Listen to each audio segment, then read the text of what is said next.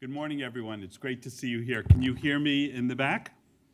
I see a lot of nodding heads. My name is Matthew Diller. I have the privilege of being the Dean of Fordham Law School. I want to welcome you on behalf of the school, and I really want to congratulate our IP Law Journal. It's the 30th anniversary of the journal and the 27th anniversary of this symposium. And the topic for today is one that could not be more important. So if you think about issues that will shape the world and people's lives 20, 30 years down the line, there are only, the only other issue I can think of that's of the level of magnitude of this issue is climate change. So this is not the climate change symposium, by the way. This is the social media platform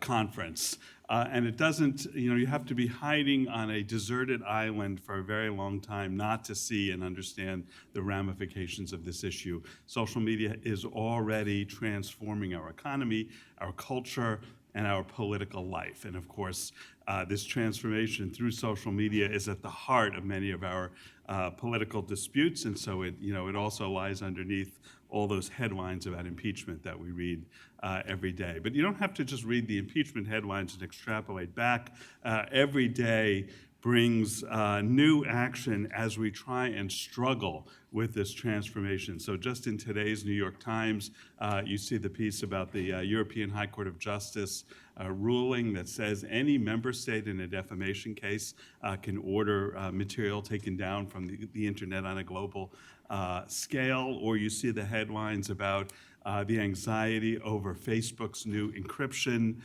system for its messaging service and the impact on child abuse, and it just goes on and on. And clearly this is something that we are struggling with on a global scale, both here in the United States, but also around the world. And of course it poses fascinating jurisdictional issues, as well as is it even possible to regulate these issues locally when they spill over so broadly on a global way.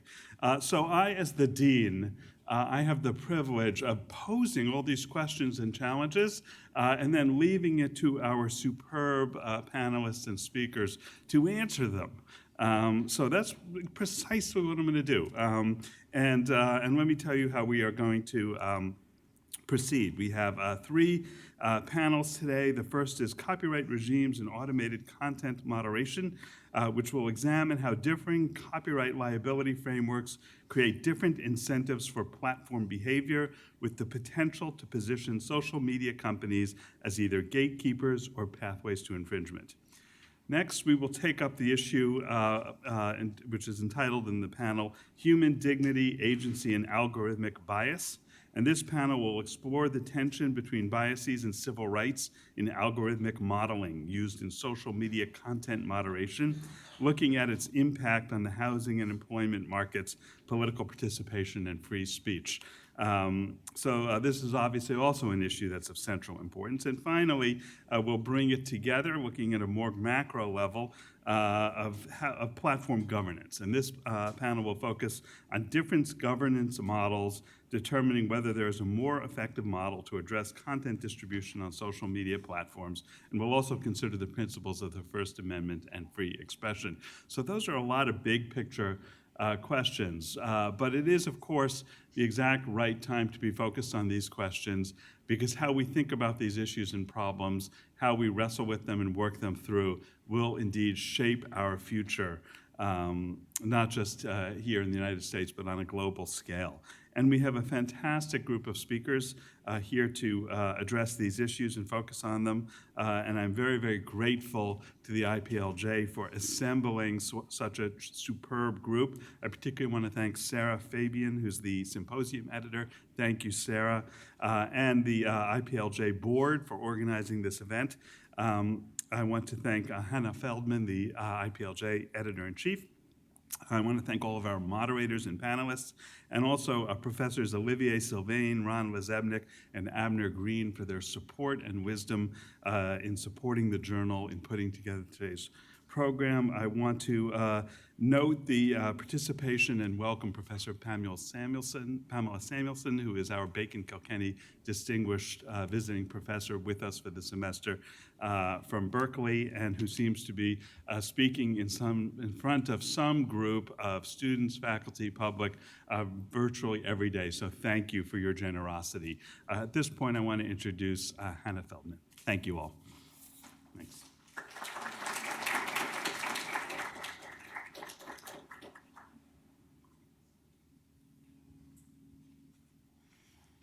Thank you, Dean Diller. As the Dean mentioned, my name is Hannah Feldman, and I am the Editor-in-Chief of the Fordham Intellectual Property, Media, and Entertainment Law Journal.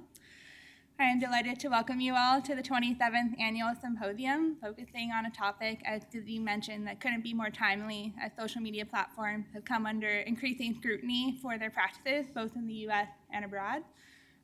Without further ado, I would like to introduce our symposium editor, who put in long hours to make this entire event possible, Sarah Fabian.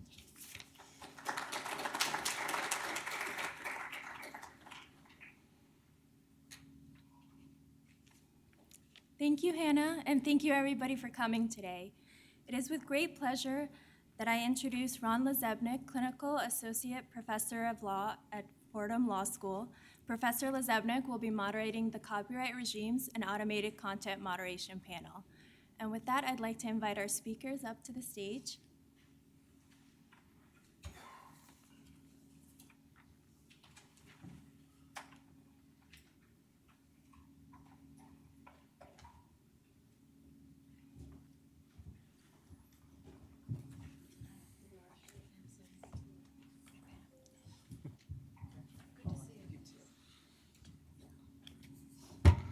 Good morning, everybody. I am Ron Lezebnik. I'm a Clinical Associate Professor here at Fordham. While my panelists are sitting down, I will just give a few remarks, first introducing them. It is a wonderful group of people we have here to give you several perspectives on today's topic. Starting closest to me, Pamela Samuelson is going to give us the U.S. law perspective, I imagine, of copyright law, from a scholarly point of view. Next to her, we have Giuseppe Mezziotti to give us the EU perspective to counter how we normally view copyright law here in the U.S. Following Giuseppe, but not in the order of speakers, is Brian Carver, who is from Google.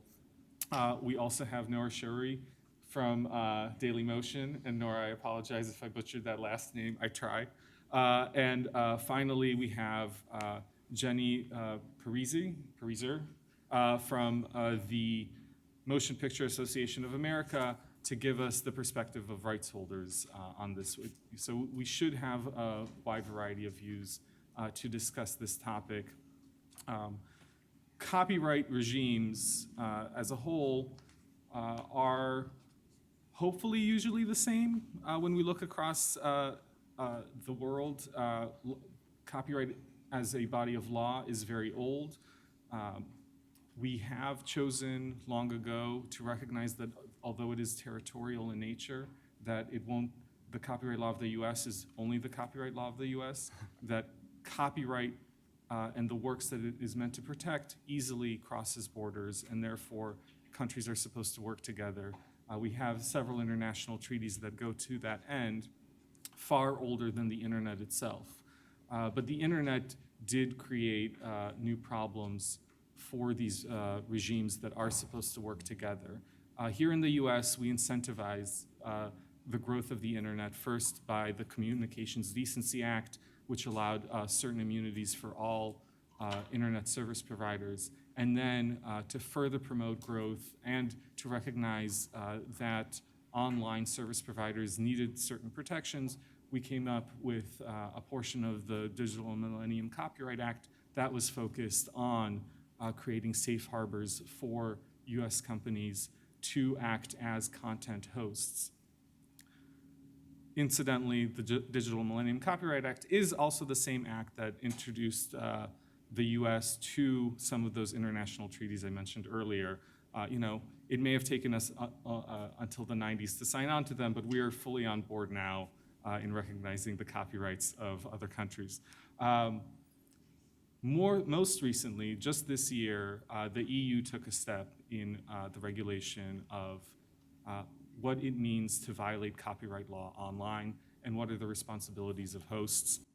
Informally, that directive by the EU is called the Directive on Copyright in the Digital Single Market. It modified an older directive from 2001 that was closer to when we here in the US passed the Digital Millennium Copyright Act, but it addressed the issue in a slightly different way, in perhaps a more mature way, given how much time has passed since the Digital Millennium Copyright Act and that first directive were still at the growth of the internet phase, whereas this latest EU directive is now having seen what fruits we have borne from the regimes that we have set up. So now we have a panel who can discuss their views on the current regimes that are in place and what it means to interact online, given that, again, just as copyright can cross borders so easily, content online crosses borders very easily as well. So with that, I will hand it over to our first panelist. What we're going to do is each panelist is going to get 5 to 10 minutes to speak, then we're going to chat, and then you guys get to grill them on anything you want, hopefully related to the topic that we're all here to discuss. Pam.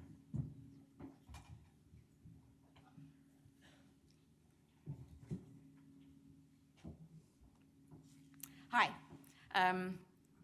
Nice to see you here, and thank you for coming. I'm going to be talking about the U.S. approach to ISP liability on the copyright side. It's actually interesting to realize that in the mid-1990s, at the time that there was a big debate about ISP liability, there was a case that was actually decided in the Northern District of California. Religious Technology Center sued a company called Netcom, and one of the people who was posting things on a bulletin board system that was operating within the framework of this internet access provider was infringing copyright in Scientology texts. And the Scientology people said, take that down. And Netcom said, no. And so Netcom got sued, and the court basically had to grapple with whether or not the copies that were being made in transit from the internet access point that Netcom was responsible for, but they didn't know anything about what this particular poster was doing. Then that went out, that posting went out to the Usenet system all over the world. And so the question, one of the questions was whether or not Netcom was liable for copyright infringement because of the copies that were being made in its computers as that was transmitted. And the judge basically said, that don't make any sense at all. You don't know about it. You can't do anything about it. So we're going to say that would be, that's too much liability, and so there's no infringement as to that. But when Netcom got a notice from the Religious Technology Center about the presence of this infringing material, they had a responsibility, the judge said, at that point, to investigate, and if it was a valid claim, to take it down.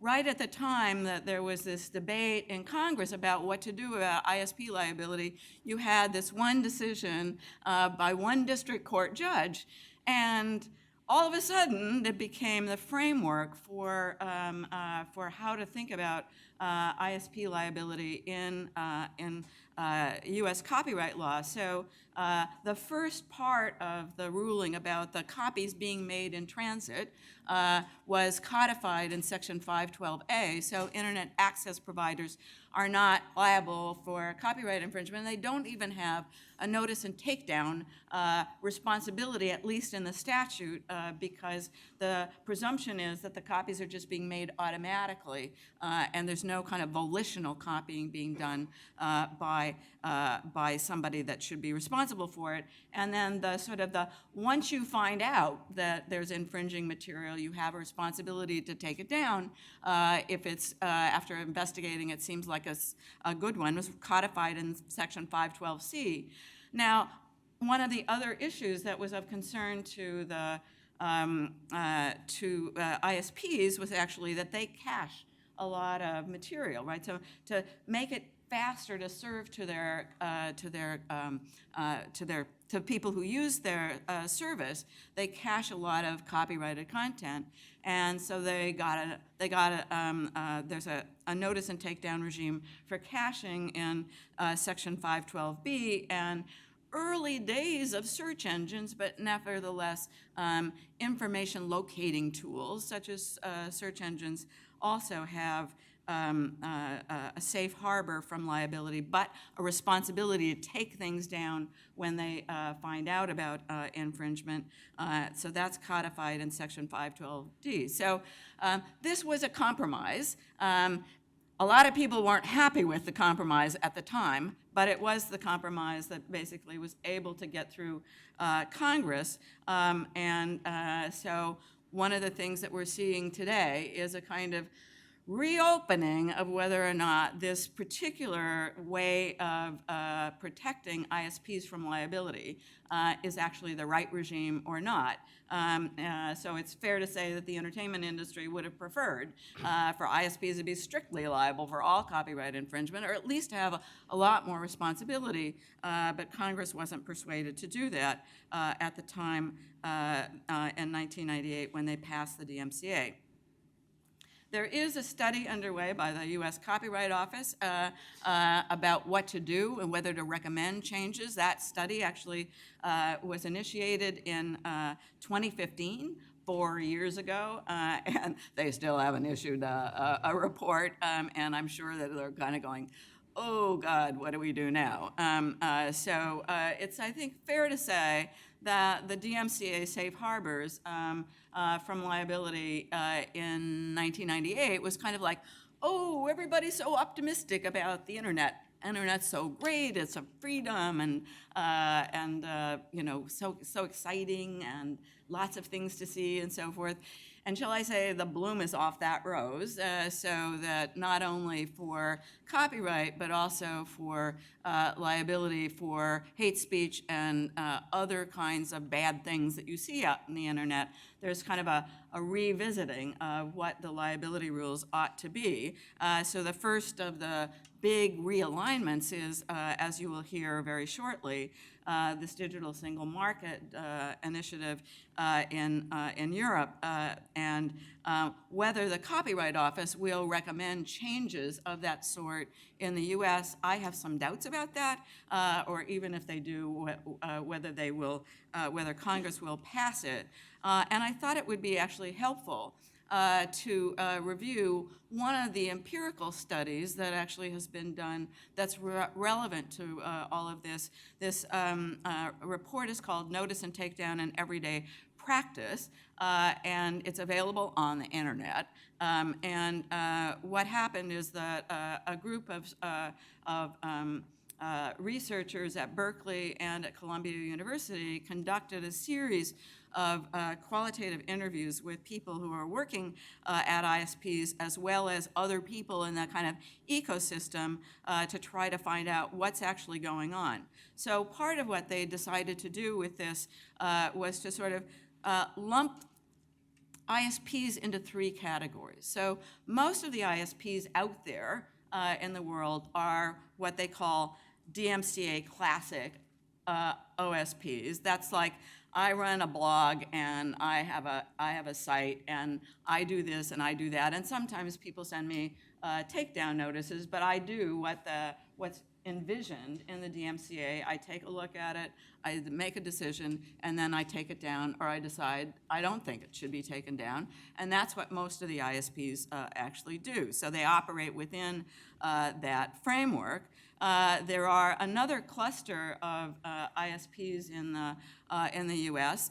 They also operate within the DMCA framework, but they get large volumes of notices, and they have formed kind of automated systems to try to take action in response to those takedown notices. And they have also made arrangements with a number of trusted senders, that is to say, entities representing, let's say, the motion picture industry or the sort of the recording industry. And basically then, if you send a notice about the existence of infringement, we'll kind of expedite that. We'll basically pay attention to it. So they prioritize their response, and then a small number of very large entities, and Google's YouTube is a good example of this.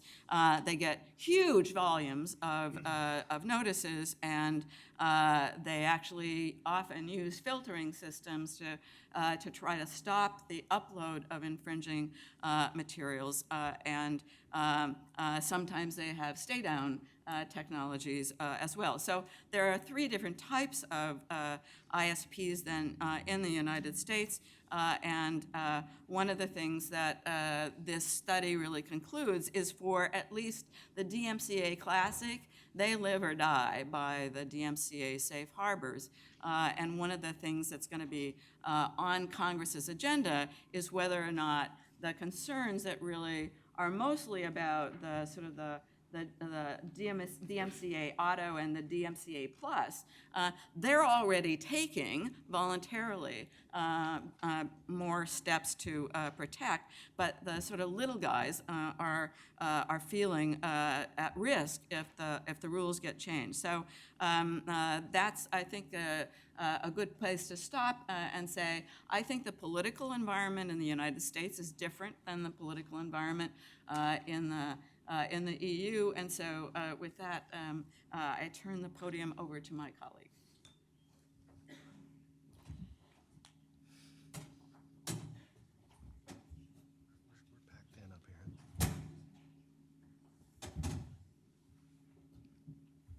So, good morning, everyone. Let me start by thanking the organizers of this exceptional event. Very interesting, a very good reason to fly here from Dublin. I'm an assistant professor at Trinity College Dublin. I'm Italian, though, so I'm interested in comparative law, and I'm also interested in clarifying certain political aspects behind this directive, as Professor Samuelson remarked at the end of her talk. One important way, I would say, a relevant way to look at the difference between the EU and the US in this field is the political climate in many ways. Let me give you a very short overview of what the directive is about. Professor Samuelson complained about the lengthy process that is characterizing the preparation of the study by the US Copyright Office. Well, in Europe, we are accustomed to this kind of lengthy procedures. This directive was proposed by the European Commission in September 2016.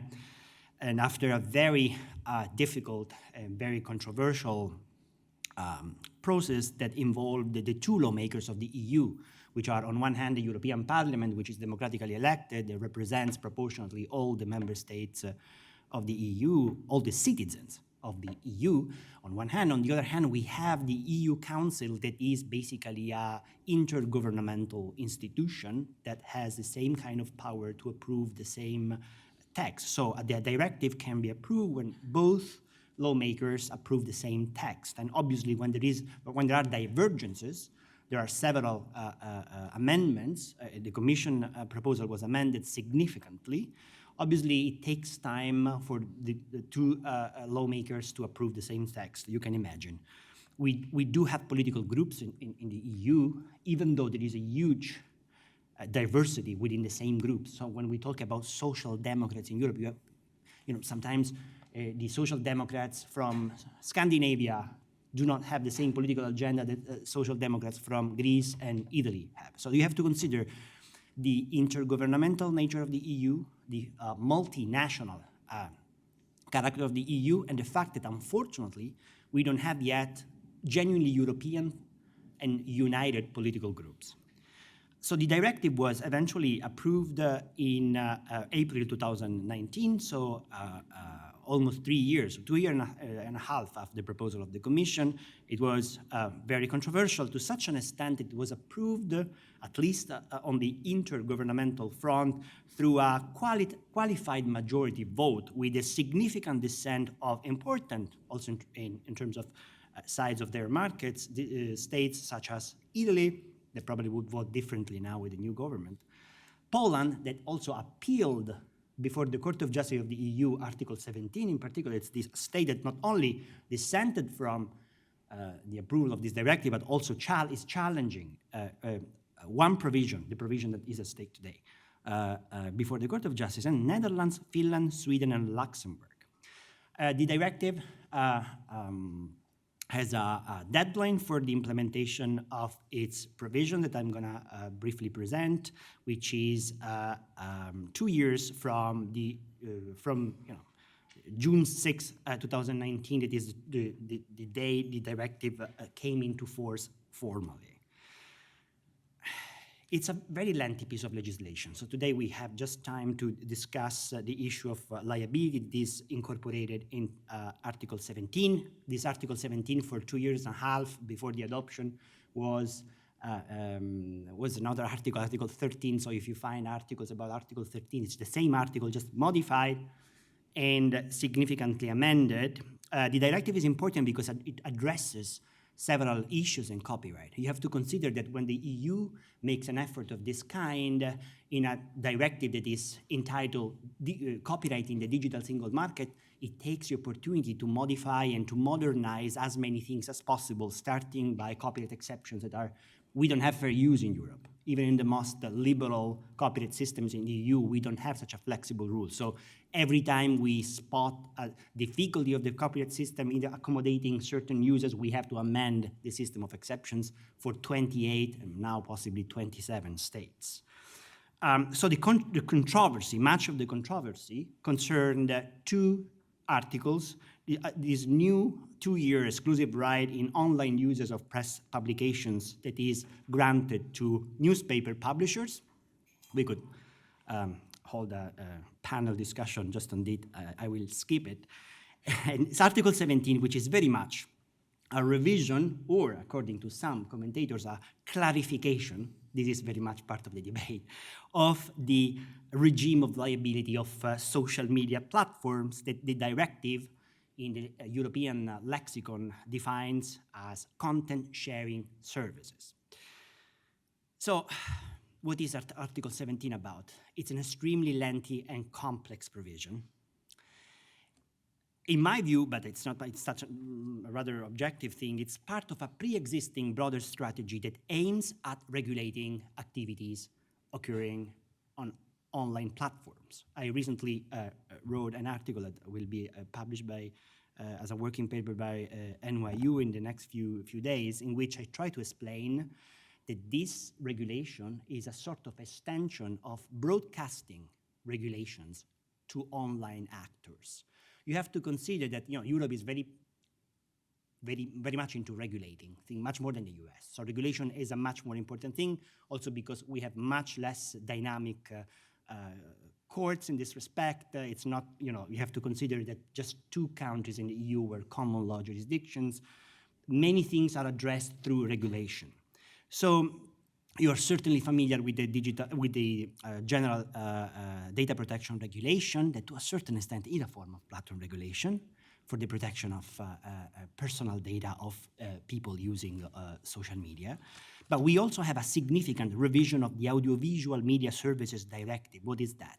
It's basically the directive that modernizes our media law system. Media law means, as I said, regulating broadcasters insofar as they are not free to make available certain content in a certain way, Remember that the EU has a very strong consumer protection legislation that treats all these media companies as specially responsible in making certain content available. And now, with this directive, media law extends to on-demand audiovisual services like Netflix, obliging these providers also to be producers of European content. You know, Europe on the audiovisual front is very protectionist. So it's actually obliging new services, relatively new, like Netflix, to be supporting European audiovisual productions. But it also places a special responsibility on social media when it comes to hate speech and protection of minors. So if you start looking at the copyright directive from a broader perspective of platform regulation that in Europe is being politically accepted, you more easily understand Article 17. So Article 17 was very much based on the idea that European content industries were losing a lot of money, and European content industries are historically very influential on politicians. And especially at a time when politics is particularly weak, these constituencies were persuasive in convincing the majority of the EU lawmakers that so much money was lost. So the narrative of value gap, the money that is being lost because so much content is made available, is monetized, but not by the right holders.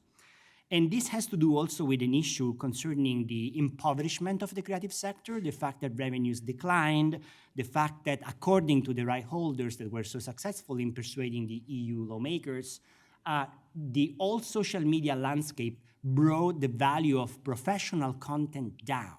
So it was not, the value gap narrative was not only about comparing how much money music right holders make on Spotify and on YouTube, because Spotify is a on-demand licensed platforms. YouTube is a different kind of company. It was more political. You have to consider that France negotiated this directive through its Ministry of Culture. So when I speak about intergovernmental debates, if one country assigns this kind of dossier to, not to a Ministry of Economic Affairs, but to the Ministry of Culture, there is a political dimension that you should not forget while looking at this directive. Very quickly,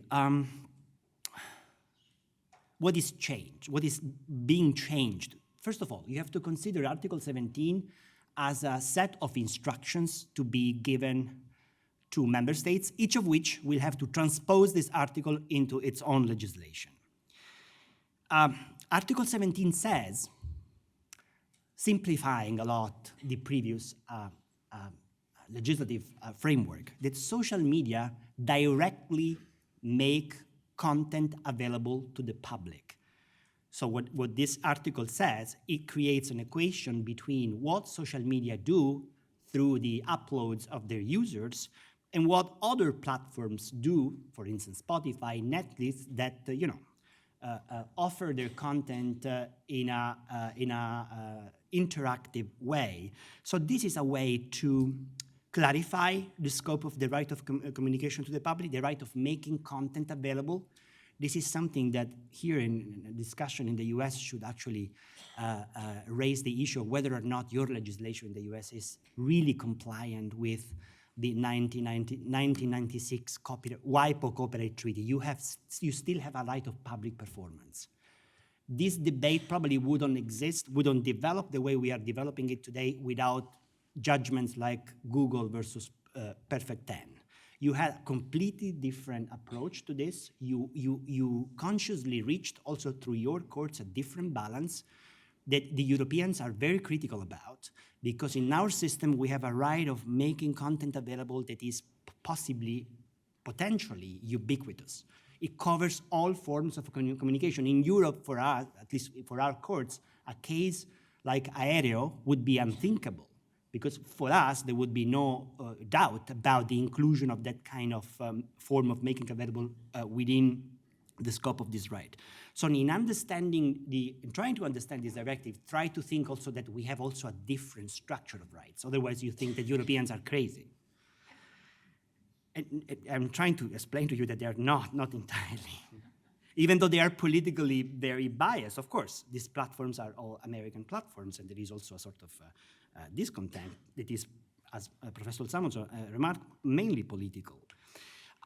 So this article, just to try to summarize, makes the platform directly responsible, directly liable, skipping to a certain extent the debate of whether or not we are talking about secondary liability, copyright secondary liability that in Europe is not harmonized.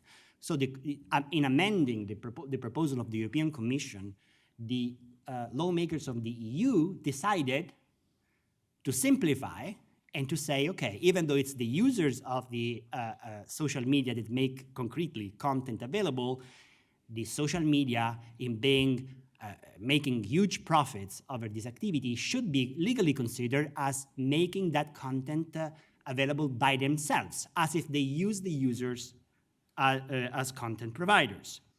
And another important thing is that several commentators consider this provision as a ratification of a pre-existing liability regime that the Court of Justice of the EU addressed in a very famous case, L'Oreal versus eBay, that says that platforms that organize and optimize access to content cannot invoke the EU safe harbor enshrined in the e-commerce directive from 2000, which is the equivalent of your DMCA in this respect.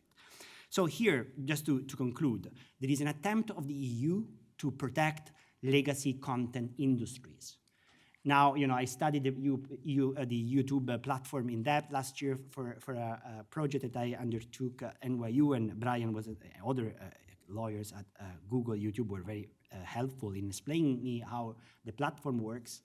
And for people who are not following every day the development of the platform, it's difficult to understand that there is a sort of significant difference in the content production industry. We have contents that originate from the platforms to such an extent that YouTube can be considered these days as probably the most important production company indirectly, because many contents, very successful contents, originate from the platform and are bound by the rules of the platform. Many content creators become partners of YouTube, and this is their own contractual relationship that has to do with the partnership terms that they accept. But then there is a significant amount of work that is the traditional work, the film industry contents, the TV industry contents, also the music, the major and the indie music that are produced professionally outside of the platforms. The European Directive is only about this.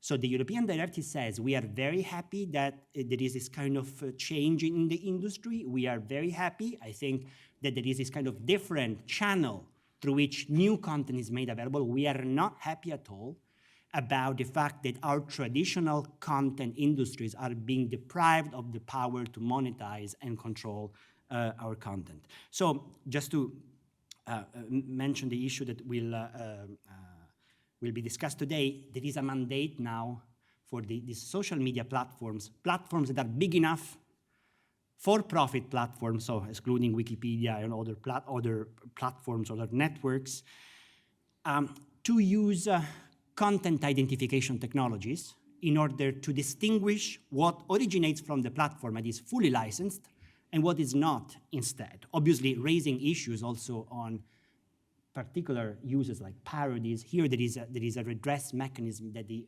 directive makes mandatory for member states in order to avoid, as much as possible, that this system stifles works that are ultimately protected by exceptions or fair use in your system.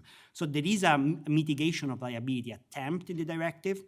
Probably the most important thing that we will have to observe in the next couple of years is how the states will codify in their laws this best efforts rule, and I'll conclude here, because it is said in the directive that companies will have to comply with industry standards of diligence.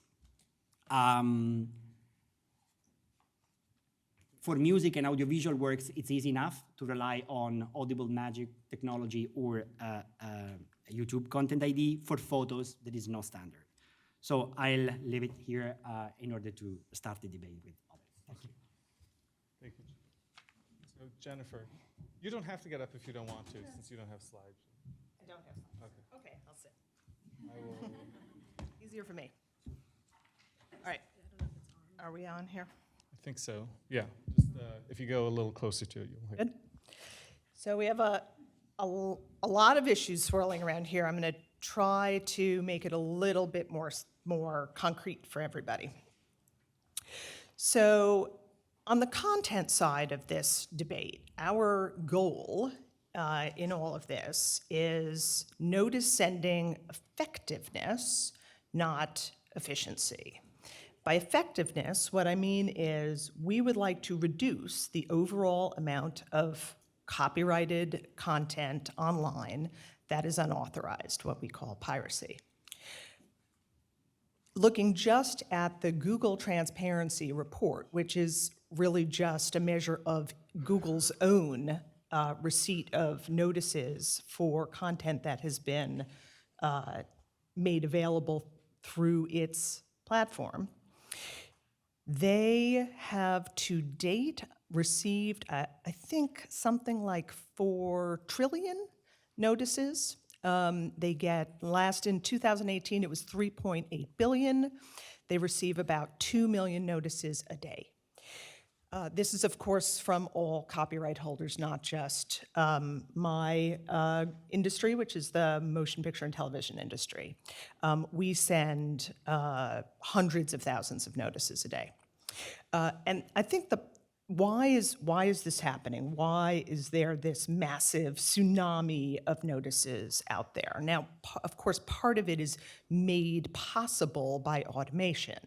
Our notices are largely automated, particularly on non-UGC sites, locker sites, peer-to-peer sites, that sort of thing. We are sending notices on a complete, unedited, uncommented on, no way possible fair use file that is put up on a site. For those types of files, we generally use automated content filters. UGC sites, we use a combination of automated and manual review. Nevertheless, why are all of these files up there, and why do so many notices need to be sent? And here's where I think the law went wrong.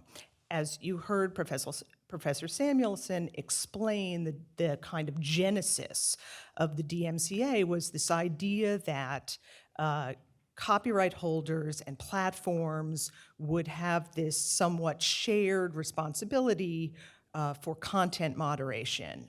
Platforms would not be strictly liable, alas, in a way that analog publications had been previously. Now it was going to be this shared responsibility where the content owner would send a notice and the platform would need to take it down.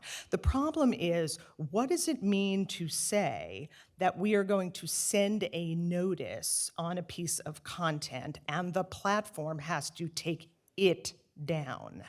Where things diverged from proper practice from our perspective is in the early days of the DMCA jurisprudence, courts held that the site only needed to remove a file if the copyright holder specified the specific URL where that file lived.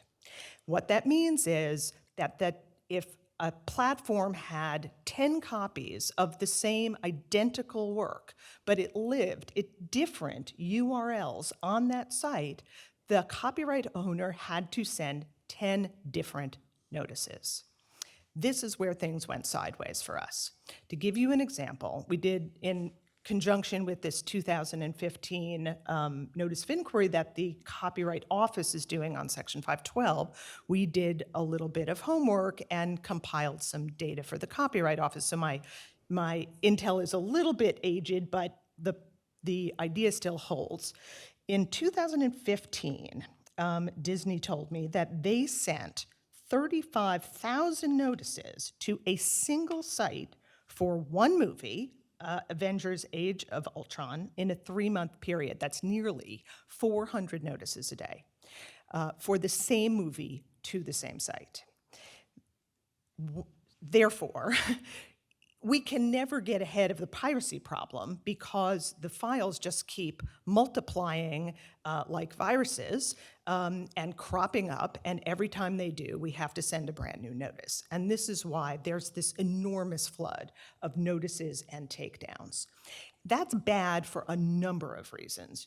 First and foremost, it's a massive, ineffective, expensive proposition for both the copyright holders and the platforms.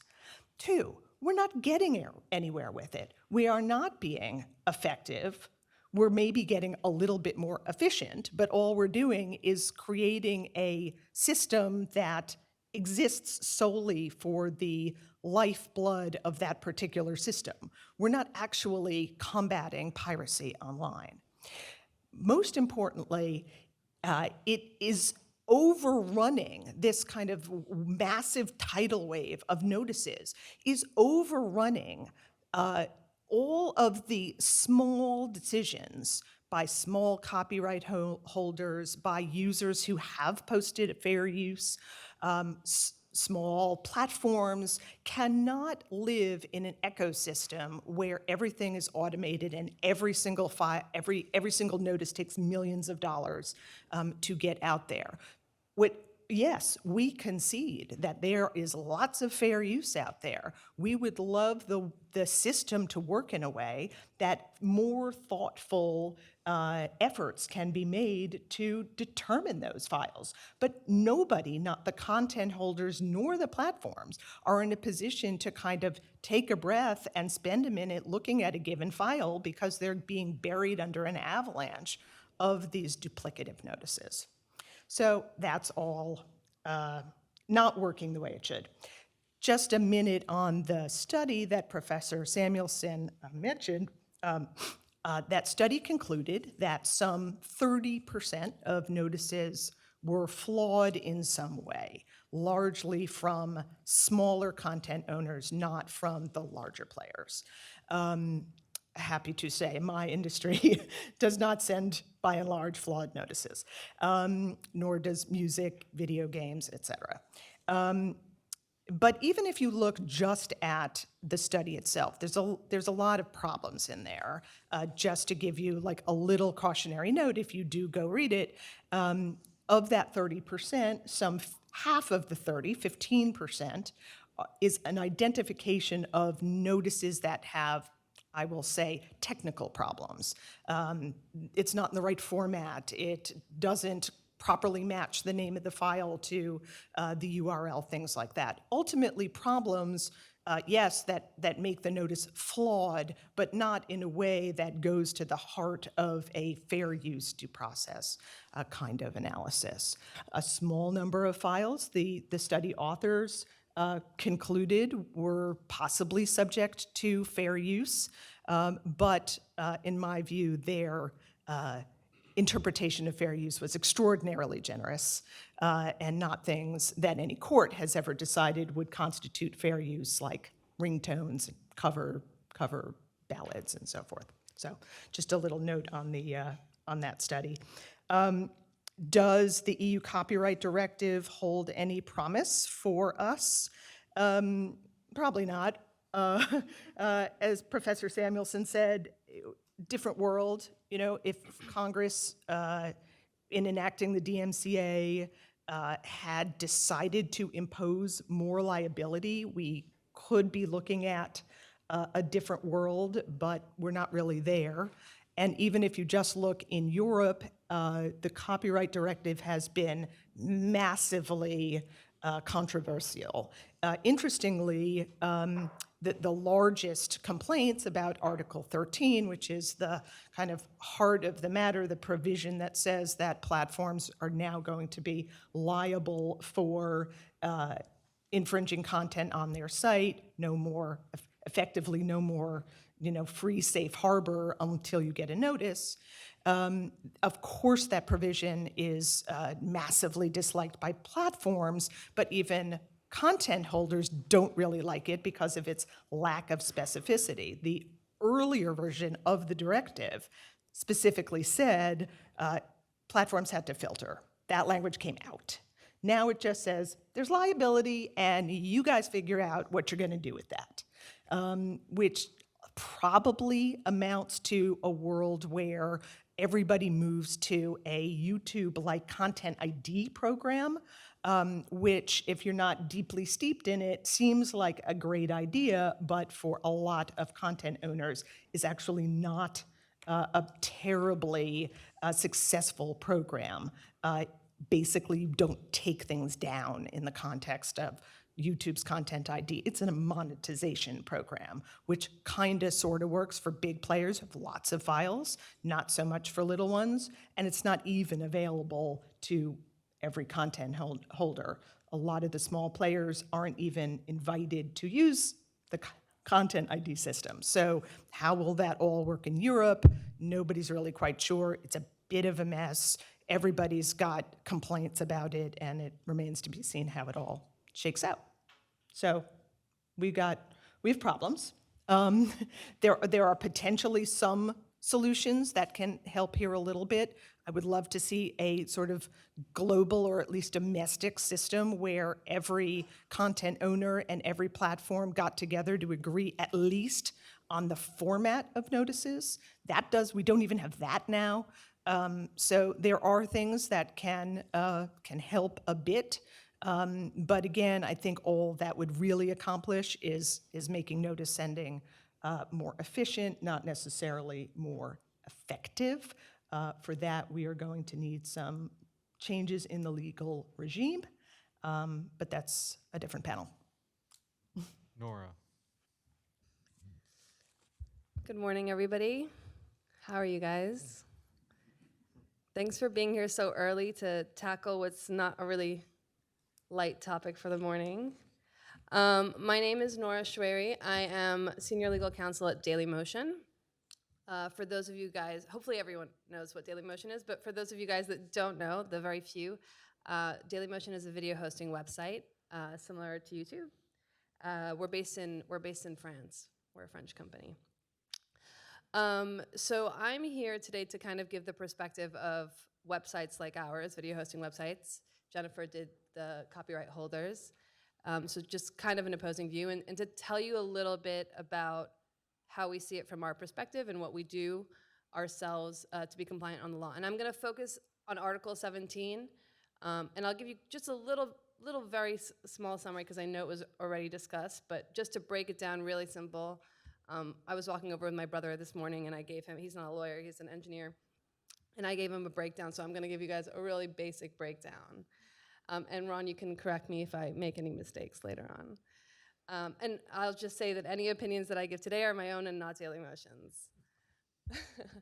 Okay, so we already talked about the DMCA, right? The copyright law that has a safe harbor provision that carves out protections for internet service providers. So like Dailymotion, like YouTube. And they're basically saying, all right, we want websites like yours to exist. In order for you guys to exist, for people to be able to upload videos onto these websites, we recognize that you guys cannot possibly go through every single one of these videos and say, okay, this one's not copyright infringing, this one is, it's not feasible. So we're gonna cut you guys some slack, but to cut you slack, you guys have to meet certain basic requirements, and one of them is that you have to have this thing called takedown notices. So if you receive a proper takedown notice, and the law specifically says exactly what is required for a takedown notice. So if you get a takedown notice, you need to act quickly and take down the video. And if you don't, you're not going to be protected by the safe harbor provision, and you're going to be liable for copyright infringement. So that's why if you go on Dailymotion or if you go on YouTube, you can send a copyright takedown notice for any of our videos that are up there, right? Of course, you can't do so fraudulently. You have to do so honestly. So that's basically the environment that we've been in.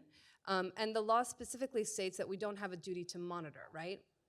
So that we don't actually have to be like, have people at Dailymotion like just checking daily and like, okay, I think this one is copyright infringing, take it down. We don't have the responsibility to do that. We do have the responsibility that if we have actual knowledge of copyright infringing videos, to take them down. So that's the basis of where we're starting from.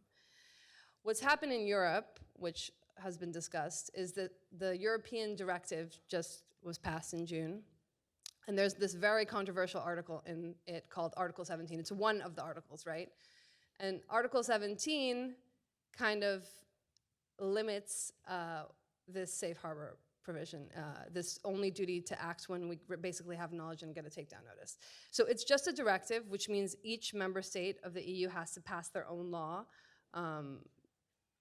related to the directive. So we're going to wait and see what these laws exactly say and what that means that we have to implement. But basically, people think that it will mean, what it says is you have to have authorization from every copyright holder in order to have the videos on your platform.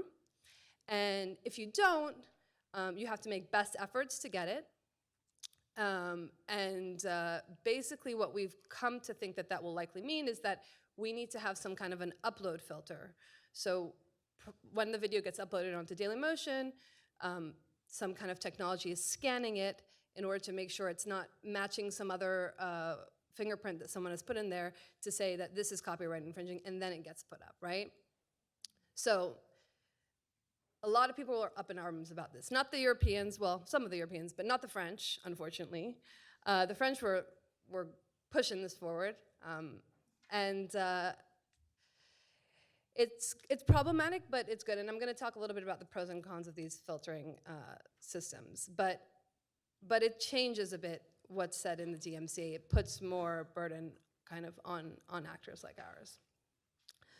So that's just like a little bit of background so you get where I'm coming from when I'm talking and you're not completely lost. So as I mentioned, Dailymotion gets takedown notices, right? We get thousands of them every month. And as long as it's got all the information that it's meant to have, we promptly take down the video. And it's effective. I will tell you that we get a lot of fraudulent takedown notices, which is very unfortunate. It's a massive problem. It's people like trying to take down their competition, so they get the video taken down, their video stays up, whatever. So that's a problem, unfortunately. But so yeah, it's not a perfect system, but once we get those, we promptly take down the video. We actually also do use this filtering automated technology, and we have been doing it for 12 years, sorry. Even though it's not legal, well, it had not been a legal requirement, we have been doing it. As opposed to YouTube has built their own content ID system, which I believe you can tell me if I'm wrong later, but I think it cost $100 million for them to build. We did not do that. We use third-party technology. So we have contracts with Audible Magic for audio fingerprints and INA for video fingerprints.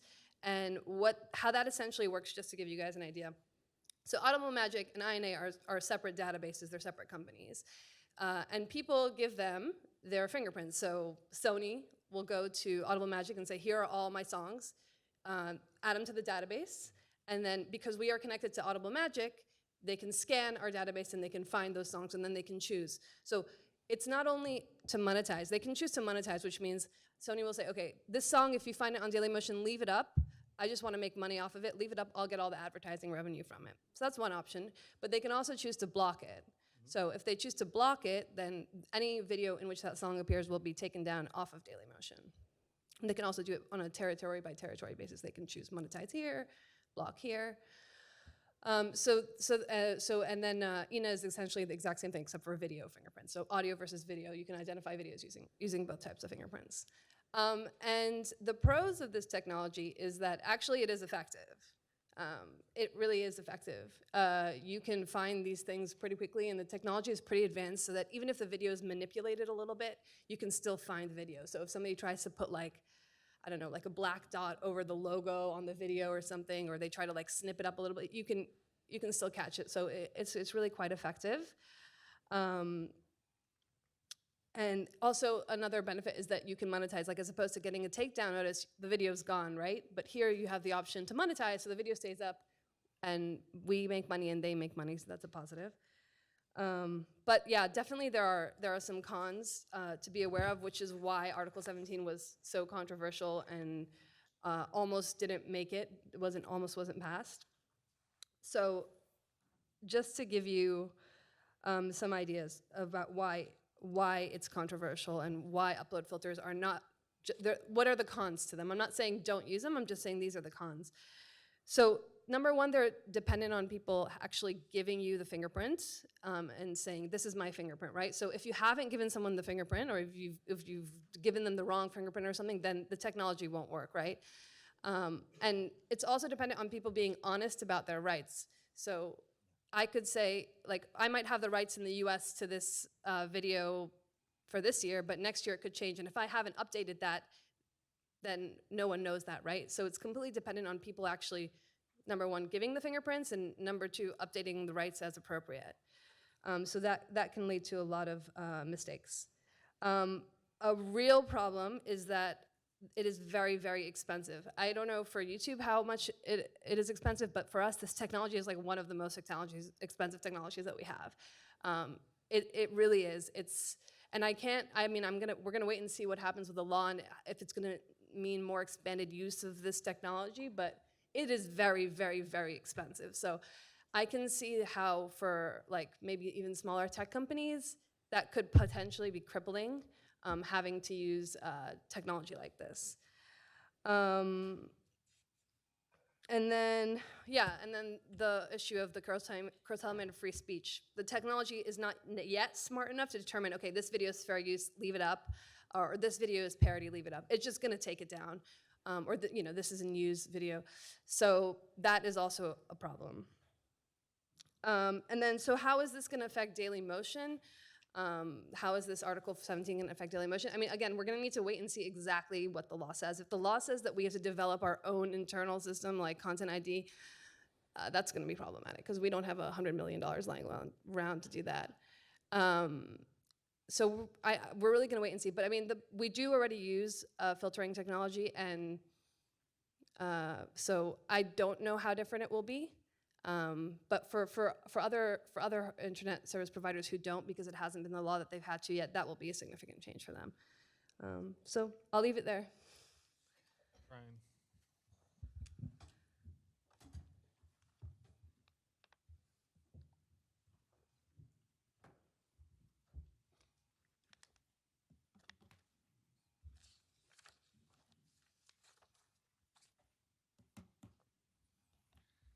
Hi, everybody.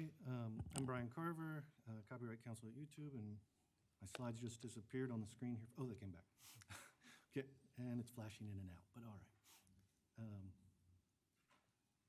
Do we know how to solve that? I'm going to use two devices. I'll have my slides on my phone as well. And if I, in fact, okay. Oh, don't get the phone too close to it, huh? Got it.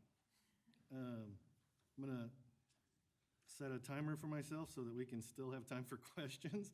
If Professor Lezebnik or Sarah, if you see me spend more than, say, 30 seconds on a slide, give me a hand motion, because we got to keep this going. So, oh, wow. We really can't get it close at all. Oh, yeah. It's a two-handed piezo.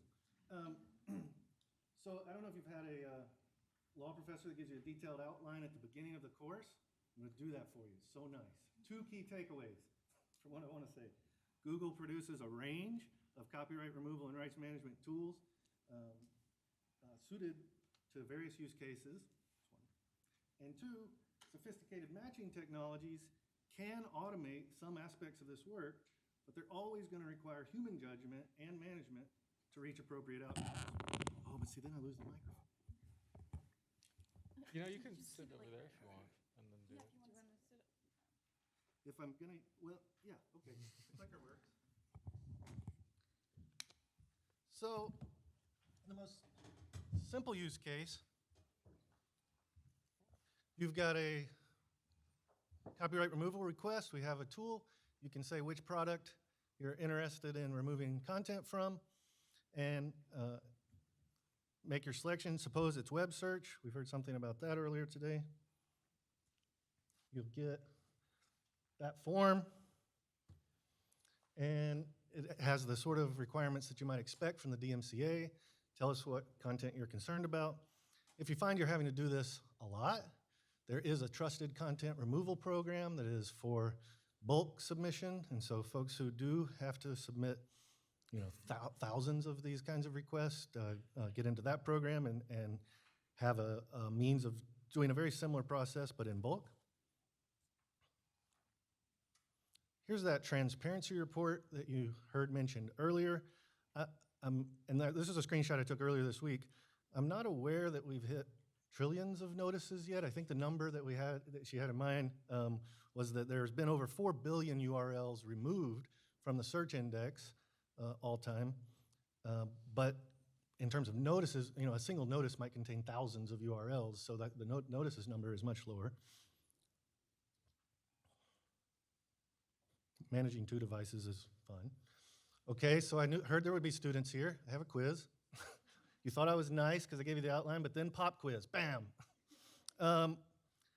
In 2018, how many URLs do you think we removed? You actually heard this earlier. I mean, if it were 365 million, that'd be 1 million URLs a day. That would be a lot, but it's actually closer to 700 million URLs were removed in 2018. Here's an interesting fact. What's the best estimate of URLs removed from that search index in 2018 that were never in the index to begin with? Right? We got a notice. Somebody said, please remove this URL from your index. And we said, yeah, it's not in there. Right?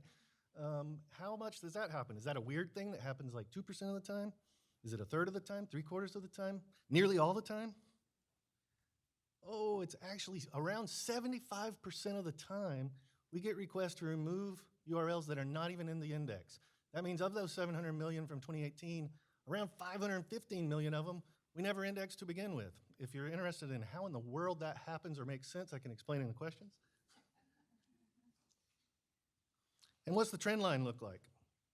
I don't know, we can take much from 2 data points, but what do you think? From 2017, is it going up? Is it going down? It's going down, right? All right, let's see what happens this year. So then let's move to YouTube. Part of our problem is the enormous scale at which these platforms operate, right? In the 3 minutes or so I've been talking, around 1,500 hours of new content has been uploaded to YouTube. Whoa.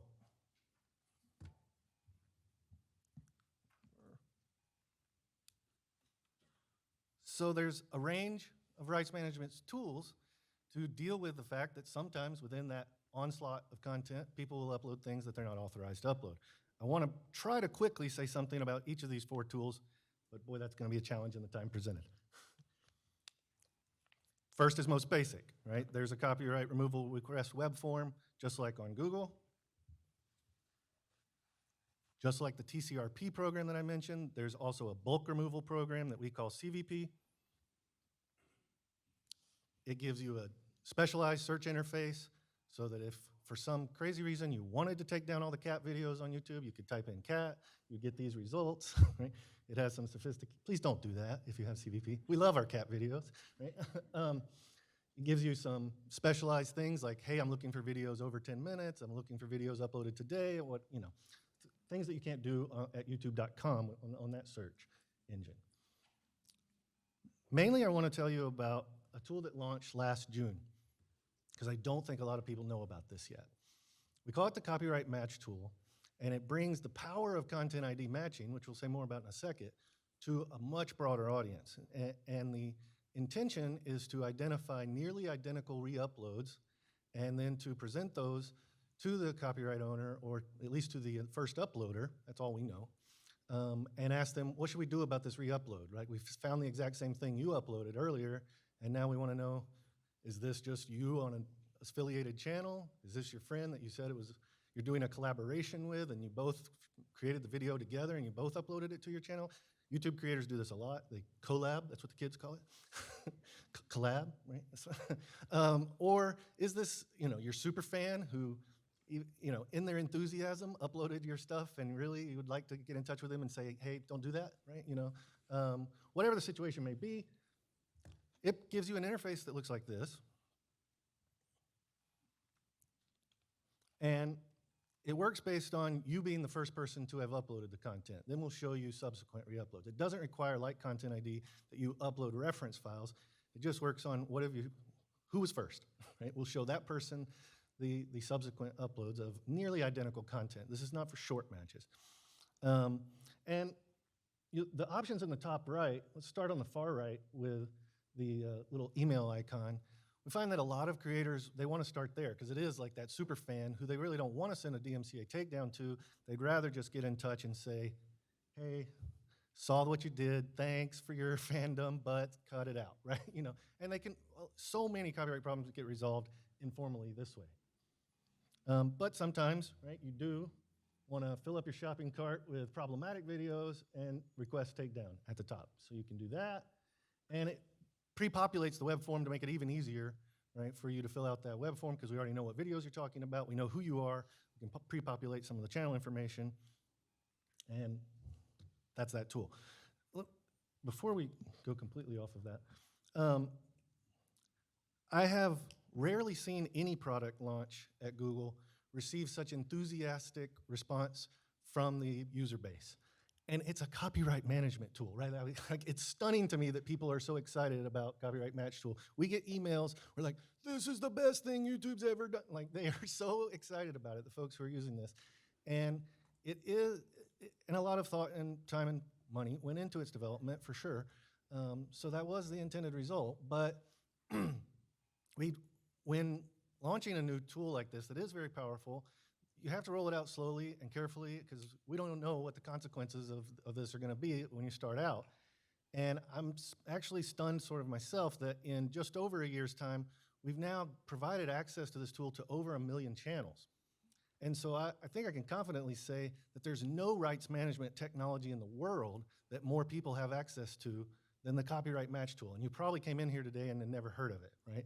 So the tool that more people have access to than anything else in the world, you just learned about. There you go. And I expect that it's going to continue to roll out to more and more folks, right? That would be the hope. Okay, get to the big Content ID. How does this work? You've already heard something about it. You have fingerprints in a big database compared against fan uploads, and you have choices. You can choose to monetize if that's what you want to do with those re-uploads, cover songs, whatever.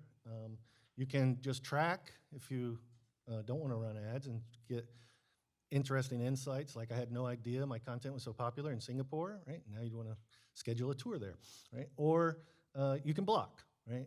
And so when you find that you are tired of sending 400 notices a day, then you can set up the system to automatically block uploads, and then you don't send those notices.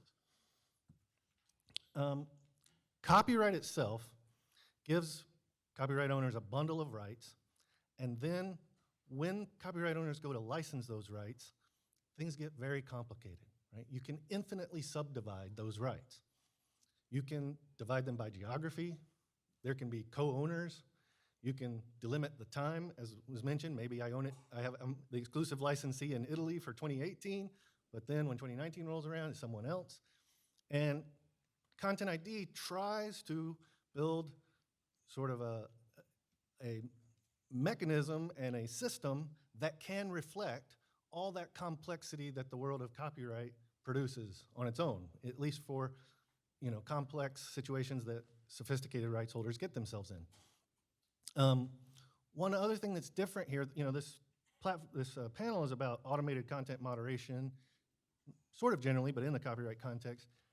What's different here about copyright too than, say, porn, is that when somebody uploads porn, we can detect that by looking at it, right? You know that it's porn, right? When somebody uploads copyrighted content, I don't know whether it's unauthorized or not, right? NBC and Disney are participants on our platform. They upload lots of stuff, right? But so do their fans, right? And so just looking at the upload itself, I don't have knowledge of the licensing agreements that may or may not be in place, right? Because license agreements can be on paper, in a filing cabinet somewhere in LA, right? Buried in hundreds of pages of legal jargon, right? That's not information that the platform has in order to make an automated decision. Matching technologies are tough to get right. There used to be a lot of transformations that people would try to engage in to trick us. You would flip it, you would change the color, change the aspect ratio, do all these kind of things. Back in 2015, we made Content ID a machine learning sort of tool that learns from these kinds of tricks and transformations. And so largely you can't get away with these today. The techniques have gotten much more sophisticated. I could talk about what bad guys are up to if somebody's interested. But while you're trying to reach all the bad matches, you also have to be careful not to overreach and catch things that aren't matches at all. A lot of content looks very similar. My favorite example is a real one at the top left. This is the same gymnast performing on the balance beam, her same routine, in the same venue, in 2 different years, owned by 2 different rights holders. It looks exactly the same, right? Because you put the camera probably in the same place in that auditorium each year when this event occurs. And soccer is super tough. Most of the time, it's a green field with little dots moving around on it, right? It's very hard for automated technologies to differentiate and distinguish these things. We've gotten, we think, better at it than anybody in the world, but it's a constant technical challenge. I guess I should have given you one more takeaway, because here's one more I would hope for you to remember. When you see the next thing in the news that says copyright run amok on YouTube or something like that, my experience with these escalations, because I see a lot of them, is that it's actually, I can't think of an instance when I would say the technology did the wrong thing. The technology does what people tell it to do, and it does it quite well, right? The source of the problem is always the humans using the technology. And that can happen in a lot of different ways, right? If you upload a bird song as a part of your reference file, that's just not distinct enough to make good matches in Content ID. Those little tweets and stuff are just gonna make all kinds of weird matches to stuff that you don't own. If your reference file contains third-party content, say most news content, and you don't specify, here's the bit I exclusively own, and here's the stuff that I took from a third party, then your reference file is going to claim that third-party content every time it appears in someone else's news report or whatever, right? There was an incident where a news agency uploaded the Mars rover footage and then started claiming everybody else who used that same public domain Mars rover footage, right? So you have to use the system properly or you'll get mistakes like that. Sometimes there also is what looks more like malice or carelessness, not just mistake. We see attempts to censor political speech that you disagree with. We see people searching for everything that uses their brand name and just taking it all down, even when that stuff might be, you know, completely authorized or something that you might even prefer to have online. I can't, I think, with the time remaining, get into some of the other things that go into management of the Content ID system, but it's complex and it requires the rights holders regular interaction, right? Because of the complex rights relationships people get into, if Giuseppe and I both say that we own the same content in the same territory, it generates, there's my time, it generates an ownership conflict, and the system will tell you about that and say, hey, who really owns this in Italy, right? We need to know the answer in order to enforce the rules, right? Then you can, many other variations on a theme. Since I'm a humble US lawyer, I'll just put the directive up there and say, yeah, what does that mean? And I'll say that we're trying to turn copyright problems into copyright solutions. Thanks. Thank you. So thank you to all our panelists. We're going to eat into the break, like just so we'll end at 10:35. So you guys do have an opportunity to ask questions. So if you have questions, I imagine, are there mics to go around, or are people just going to raise their hand? Okay, so if you have a question, raise your hand, and the people with mics will find you. I'll just ask an initial question while it's going on, and I'll turn it to you, Pam, but it can go to anybody. You know, Jennifer, you kind of hit on this issue, right? Part of it is simply, can the technology capture what we're identifying for it? But there's also the what we might call fraudulent, what we might call controversial, the realm of fair use. Here in the US, we have fair use. In the EU, there is not fair use per se, there's maybe fair dealing, right? There are ways to use other people's content that is still legitimate. How much faith do you have in, based on what you've seen out there in talking to people, because you study this a lot, in developing a technology that, while looking at the fingerprinting, can also deal a little bit with this kind of issue? Or is it really on the uploader to fight back and needing that mechanism to be able to fight back? So one of the things that happened in the course of the controversy about what became Article 17 was the view of some of the critics of that particular part of the directive saying, hey, parody is an exception. Hey, quotation is an exception. And the machines can't tell the difference between when I'm quoting and when I'm making fun of things, but lawful content should be allowed. So the final version of the directive actually says you're strictly liable, but there's also a responsibility to make sure that that parodies and other privileged material can still be uploaded. And if I was an ISP, I go, ah, thanks very much. So it will be interesting to see how member states try to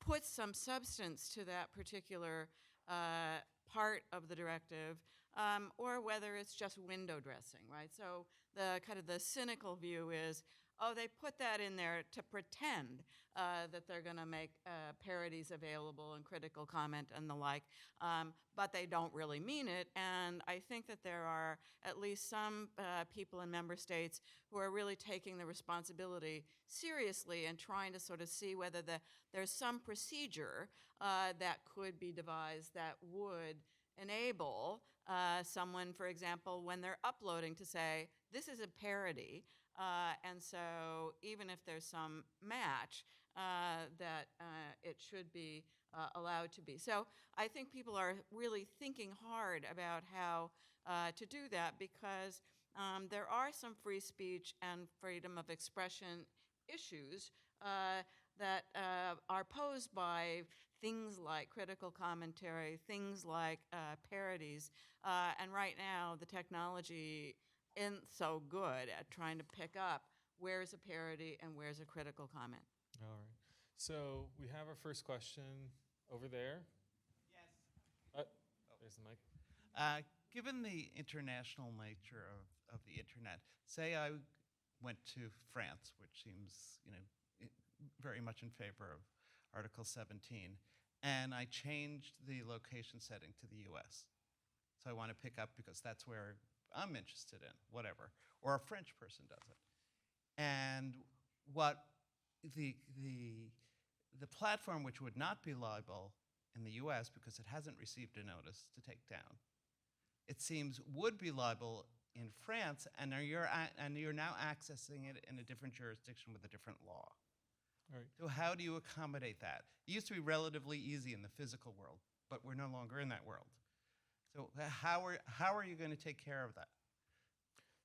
So Are you talking about a virtual private network? I mean, the fact that the France-based user misleads the platform, and the platform obviously has obligations that depend on jurisdictions. Well, you're not really misleading. It's not intentional. I'm it just, is. a U.S. citizen. I want to find out what's going on here. This is what I always set it on. This is what I'm interested in, and because it's my home. You are bound by the rules that will be applicable in France as a result of the So implementation of the directive. Yes, but I'm not the one who. But Google is not the one who's making the change. I am. So does its obligations in posting that content change because I am now in France? So Good question. yeah, so I think, you guys may have a view of this, right? Is how do you parse out the fact that at the end of the day, most of these legal regimes are tied to a geography, but the internet crosses crosses these borders very easily. I mean, you can tell where an IP address is coming from unless somebody's trying to mask themselves. But internally, what are you guys thinking? Is it like you're going to start dividing up the internet, or is it just a one-way ratchet? You're going to adhere to the most strict of laws? It's a question I ask myself on a daily basis. Because it's very hard when you are a website available everywhere in the world, what laws do you comply with? Yes, sometimes, so we don't necessarily comply with the strictest law because I don't know what the laws are, for example, in Saudi Arabia or Zimbabwe or wherever. And let's be honest, like we have a pretty small legal team at Dailymotion. We're not gonna invest the time in figuring that out. We will comply with the laws of the EU, the US, the biggest players, and we will go with the most restrictive in that sense, to try to respect the law as much as possible to be compliant. But yeah, it's difficult.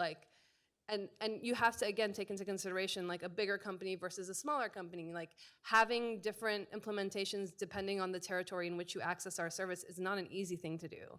It not only takes lawyers to decipher the law in those countries and tell the technical people what to implement in those countries, but it takes technical people to implement those things, and they're not as easy as you would think. So yeah, it is a challenge. But like, for example, when GDPR happened, which is a European law, we only had the requirements appear in the EU. And now with the CCPA coming up for California, we're going to see, is it something that we're only going to show to California residents, or are we just gonna do the whole US? Is that just gonna be technically easier to do, and then we'll be compliant, and I'll let Giuseppe get in the last word before we break for the panel. Well, I don't want to appear like the European advocate. I think, as I try to explain in my talk, in my presentation, it is very much like a political compromise. I understand the concerns of Professor Samuelson with regard to this opportunities for users to claim legitimately that a certain piece of content is ultimately protected by sort of fair use or copyright exception defense. I think it's going to be interesting to see how the member states of the EU are going to implement these obligations. Don't forget that there were significant dissents. Don't forget there will be states that will be very critical, will be very sympathetic to your arguments. Obviously, if the implementations will be significantly different, we will have an issue of fragmentation, because this kind of question that you asked could be even more difficult to address if there were significant differences in the implementations, especially considering that there are states that from the beginning, from the time they had to vote on whether or not the directive should have been approved, were negative. So let's see, Italy, Poland, Netherlands, or important economies in the EU. And my last remark is the European Commission, as the sort of government of the EU, is going to follow this. So I think that the industry is going to play a very important role, and I think that the EU doesn't really want to upset any of the industries. And if I heard very much in Brussels, nobody likes Article 17. Maybe this is not necessarily a bad thing for a regulator, because it means that a reasonable compromise was actually found. Yeah, so it sounds like technology will really play a significant role, given how even EU member states are going to be implementing this. So really, we should revisit this next year, 1 year in, saying what technologies have actually been implemented and how it's looking once the directive has actually borne fruit at the member state level. So to be continued, I guess. Feel free to reach out to our panelists during the break. But right now, I will conclude this panel, and then the next panel begins at 10:45 a.m. See you then. Thank you, guys.